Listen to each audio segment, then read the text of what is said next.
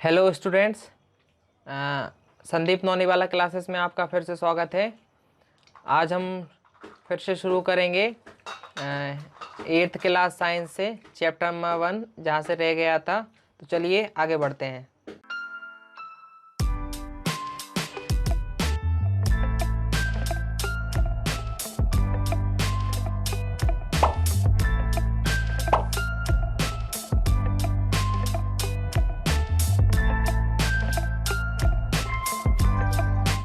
इधर आप देख रहे हैं स्क्रीन पे कृषि औजार। पहले हमने बात कर ली थी कृषि के बारे में, अलग अलग तरह के। अब हम बात करते हैं कृषि के औजार, मतलब कृषि में काम आने वाले जितनी प्रकार की भी जो औजार हैं उन सभी के बारे में हम यहाँ पे बात करेंगे। अच्छी उपज के लिए बुआई से पहले मिट्टी को भुरभुरा करना आवश्यक है। मतलब क्या है, मिट्टी को यदि कड़ी रहेगी तो उसमें आसानी से जो बीज नहीं जा बो पाएंगे, तो उसके लिए पहले अच्छे उसको बारीक करने की आवश्यकता पड़ती है।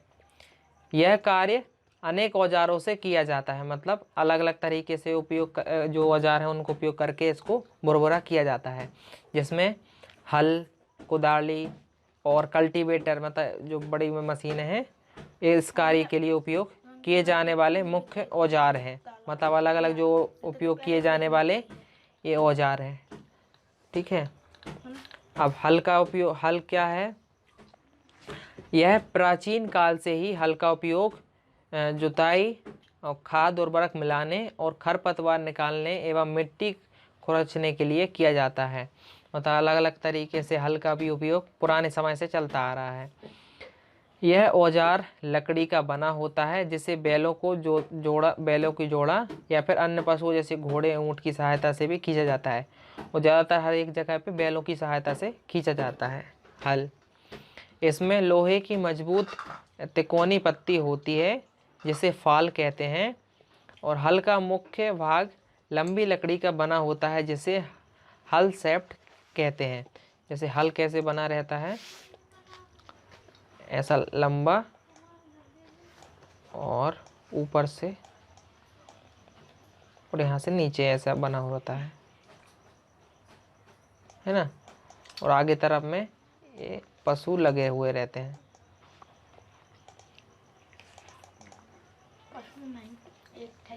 बैल, ठीक है।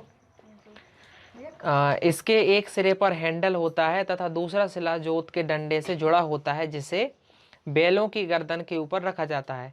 एक जोड़ी बैल एवं आदमी इसे सरलता से चला सकता है। जैसे चित्र में यहाँ पे दिया हुआ है, ये हो गई क्या, ये पूरा है, यहाँ पे फाल हो गई है ना, ये वाली। ठीक है। इस वाले को, लंबे डंडे को कहते हैं हल शेफ्ट, और ये जो बैलों के ऊपर यहाँ पर इसको जोत बोलते हैं। यहाँ से लगे हुए रहते हैं। आजकल लोहे के हल तेजी से देसी लकड़ी के हल की जगह ले रहे हैं। अब कुदाली की बात करें, यही एक सरल औजार है जिसका उपयोग खरपतवार निकालने के लिए, मिट्टी को पोला करने के लिए किया जाता है। इसमें लकड़ी अथवा लोहे की छड़ होती है, जिसके एक सिरे पर लोहे की चौड़ी एवं मुड़ी हुई प्लेट लगी हुई रहती है। जैसे क्या है, ये कुदाली, कई बार क्या है, कुदाली भी रहती है। जैसे कुदाली नहीं बोलते हैं, ऐसे डंडा, और ये एक ऐसी नली, कुदाली बोलते हैं। ये यहाँ पे दी हुई है ना। जो ब्लेड की तरह कार्य करती है, इसका दूसरा सिरा पशुओं से खिंचाया जाता है, और ये यहाँ पर पशु से खिंचाया जाता है। अभी कल्टीवेटर जो है ट्रैक्टर से, आजकल जुताई ट्रैक्टर द्वारा संचालित कल्टीवेटर से की जाती है। कल्टीवेटर के उपयोग से श्रम एवं समय दोनों की बचत होती है। इसमें क्या है, जैसे बहुत सारे लोगों की आवश्यकता भी नहीं पड़ती है, और एक आदमी भी पूरे खेत को कल्टीवेट कर सकता है, और ट्रैक्टर की सहायता से पूरे उसमें आसानी से की जा सकती है। जैसे यहाँ पे दिखा दे रहा है ना।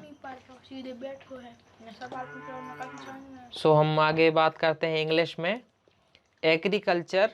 Agricultural implements. Before sowing the seeds it is necessary to break soil clumps to get better yield. मतलब उसको अच्छे से फील्ड को बनाने के लिए उसको पतला पतला करना पड़ता है। This is done with the help of various tools, और अलग अलग टूल्स की मदद से इसको बारीक किया जाता है। The main tool use for this purpose are plough, hoe and cultivator. ये अलग अलग तरीके से, जैसे प्लग हो गया, हल हो गया, हो गया, और cultivator.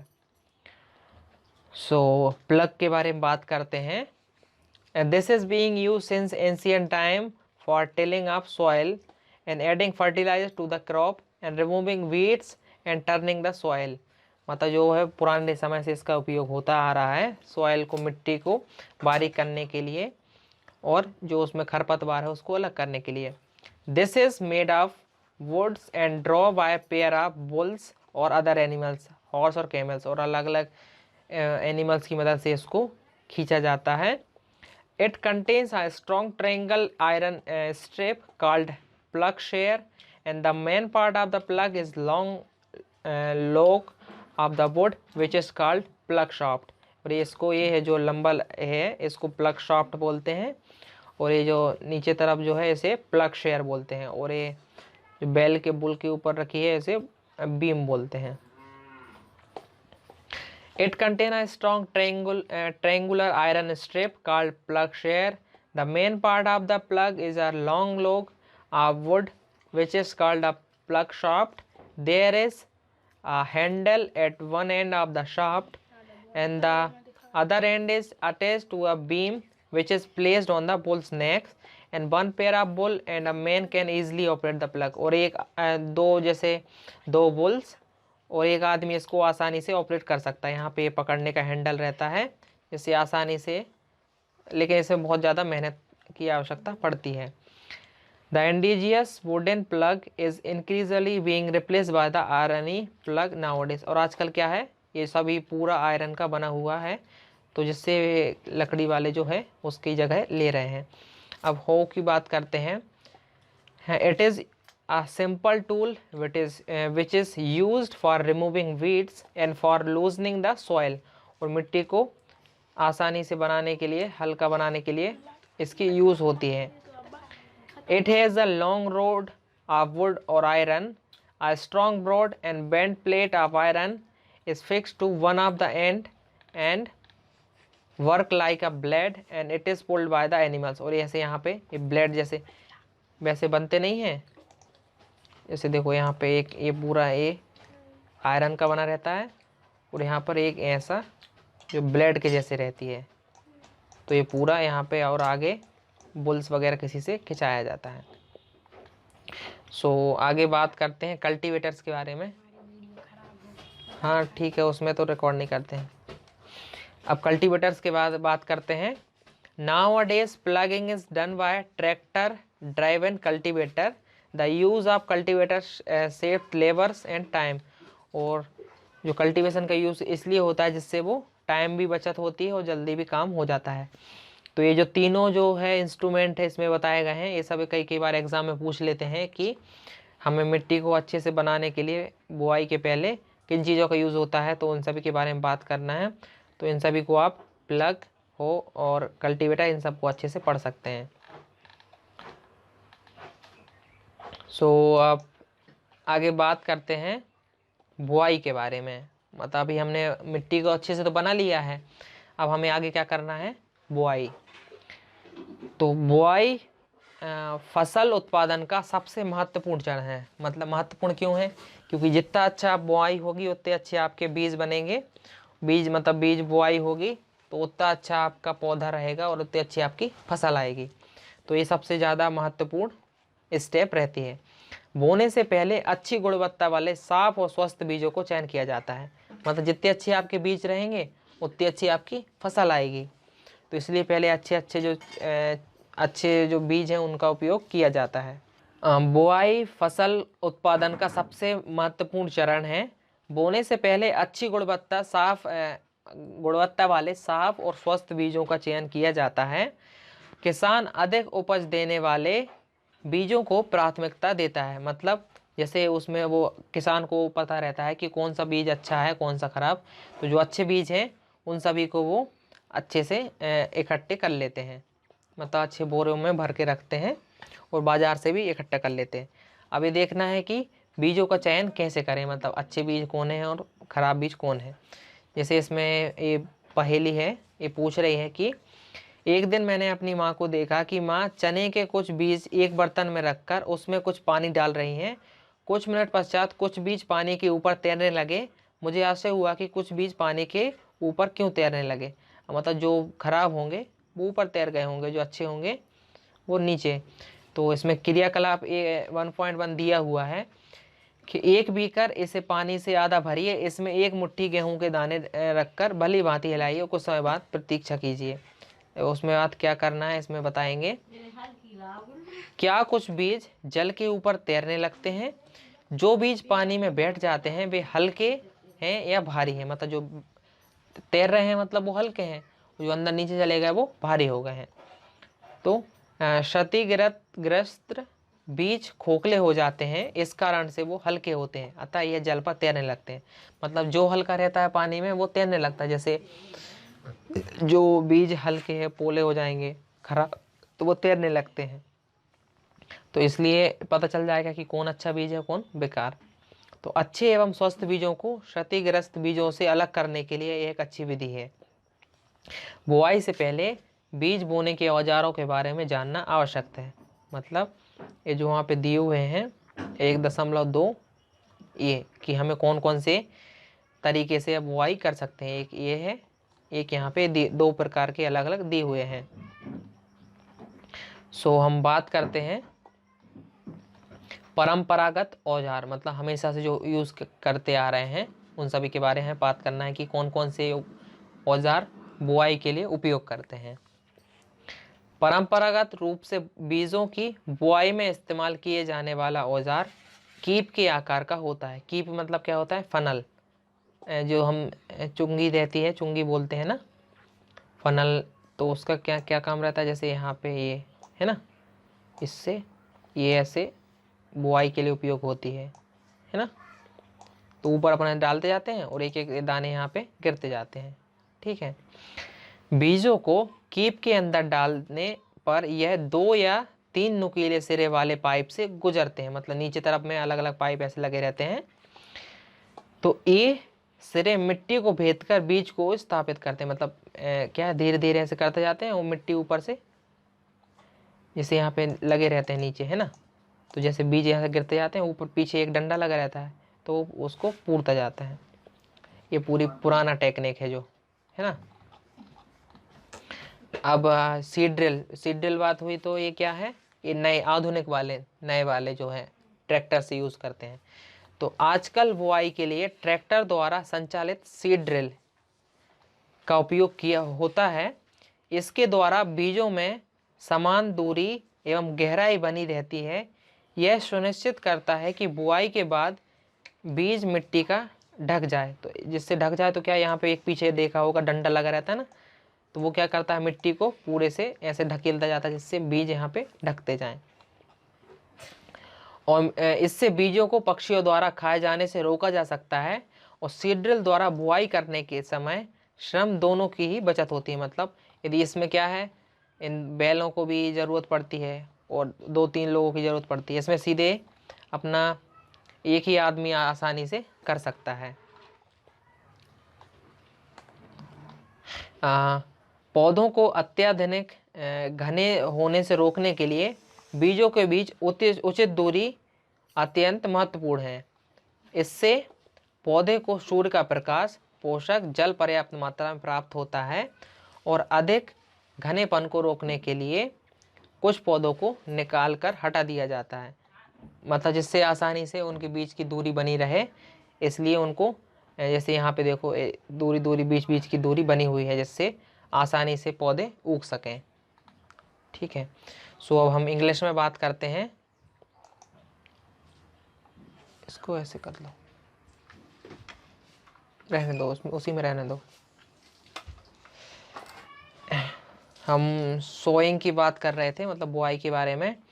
Sowing is a important part of crop production. क्योंकि क्रॉप प्रोडक्शन का इम्पोर्टेंट पार्ट इसलिए है क्योंकि जैसे ही हमारी जो सोइंग अच्छी रहेगी तो हमारा पूरा पौधा अच्छा रहेगा। Before sowing good quality clean and healthy seeds of the good variety are selected. Farmers prefer to use seed which give high yield, मतलब फार्मर को पता रहता है कि कौन अच्छे बीज हैं और कौन सही, तो उसको वो अलग कर लेता है। तो उसके लिए क्या कर सकते हैं, सिलेक्शन ऑफ सीड्स। अब सिलेक्शन ऑफ सीड्स मतलब जो अच्छे बीज हैं उनका उपयोग कैसे कर सकते हैं, एक्टिविटी में देखते हैं 1.1 में। Take a beaker and fill half of it with water, मतलब एक बीकर लेना है, उसको आधा पानी से भर लेना है उसमें, और वीट जो है वीट के बीज डाल लेना है। एंड स्टेयर वेल, और उसको अच्छे से घुमा के देखना है और थोड़ी देर के बाद देखना है। फिर क्या होता है, are there seeds which floats on the water, कुछ बीज रहेंगे जो पानी के ऊपर तैरने लगेंगे। And would those be lighter और heavier than those which sink, मतलब कुछ नीचे जम जाएंगे, कुछ ऊपर रहेंगे, तैरते रहेंगे। Why would they be lighter, मतलब कुछ लाइटर क्यों है, क्योंकि क्या है, damage seeds become hollow and are thus lighter, मतलब जो है डैमेज हो जाते हैं कुछ सीड्स, तो वो क्या है, खोखले हो जाते हैं, इस कारण से वो हल्के हो जाते हैं। तो हल्के हो जाते हैं तो वो पानी के ऊपर तैरने लगते हैं, और जो भारी रहते हैं वो उसमें पानी में अंदर जम जा नीचे डूब जाते हैं। And this is the good method for separating good and healthy seeds from damage ones, मतलब स्वस्थ जो सीड्स हैं, हेल्दी सीड्स को, जो अच्छे सीड्स हैं उन्हें अलग करने के लिए ये सबसे अच्छी मेथड है। Before sowing one of the important task to know about the tools and sowing seeds, और हमें जो मेथड जानने की ज़रूरत पड़ती है कि कौन कौन से शोइंग मेथड्स हैं और कौन कौन से टूल्स हैं जो जिनका उपयोग हम शोइंग के लिए करते हैं। तो पहला आता है ट्रेडिशनल टूल्स, मतलब पुराने ज़माने से जो यूज़ करते आ रहे हैं बैलों का यूज़ करके, वो मेथड है। The tool use traditionally for showing seeds is shaped like a funnel, ये फनल की तरह उपयोग होता है, जैसे यहाँ पे बीज डालते जाते हैं और सीधा नीचे यहाँ पे एक एक करके आसानी से गिरते जाते हैं बीज। The seeds are filled into the funnel pass down through the 2 or 3 pipes having sharp ends, मतलब नीचे तरफ शार्प एंड रहते हैं, तो आसानी से 2 और 3 फनल रहते हैं, तो वहाँ से सीड्स आते हुए नीचे गिरते जाते हैं। And these and press into soil and place seeds there, मतलब यहाँ पे सीड्स को आसानी से करते जाते हैं। और नेक्स्ट आती है सीड ड्रिल, जो आजकल के समय में यूज़ होती है। Nowadays the seed drill is used for showing with the help of tractors which shows the seeds uniformly at equal distances and depth, मतलब इन दोनों के बीच एक सा जो है डिस्टेंस रहता है, जिससे आसानी से पौधे एक एक दूरी में उग सकें और अच्छे से उनका ग्रोथ हो सके। They show the seed uniformly at equal distances and depth. It ensures that seeds get covered by the soil after sowing, और पीछे एक पाइप भी लगा रहता है जो आसानी से उसको कवर करता है और मिट्टी से कवर कर देता है, जिससे पक्षी वगैरह भी बीज ना खाएं। This protect seeds from being eaten by birds and sowing by using a seed drill save time and labour, और ये जो है टाइम भी बचाता है और जिससे आसानी से और जो है पौधे समान दूरी में उग सकें। Appropriate distance between the seeds is necessary to avoid overcrowding of plants, and this allow plants to get sufficient sunlight, nutrients and water from the soil at the time few plants may have been removed prevent overcrowding। वो क्या है, इसका उपयोग आजकल क्यों होता है, क्योंकि जिससे आसान, यदि समान दूरी में रहेंगे पौधे तो वो अच्छे से ग्रो भी कर पाएंगे और प्रकाश संश्लेषण से उनका भोजन भी अच्छे से बन पाएगा और आसानी से नीचे से जो पानी की आवश्यकता है वो भी पूरी होगी। यदि एक ही जगह पे बहुत सारे पौधे लग जाएंगे तो ना तो उनमें अच्छे से प्रकाश संश्लेषण हो पाएगा, जिससे क्या है खाना भी नहीं बनाना है, तो खाना नहीं बने पाएगा तो वो आसानी से ग्रो भी नहीं कर पाएंगे। सो आज की क्लास हम यहीं पे ख़त्म करते हैं, फिर मिलेंगे कल। तब तक अच्छे से प्रैक्टिस करो और अच्छे से पढ़ते रहो। यदि कुछ कमेंट है तो आप पूछ सकते हैं क्वेश्चंस, और नए हो तो चैनल को सब्सक्राइब कर लेना। फिर मिलेंगे अगले वीडियो के साथ, तब तक के लिए बाय बाय।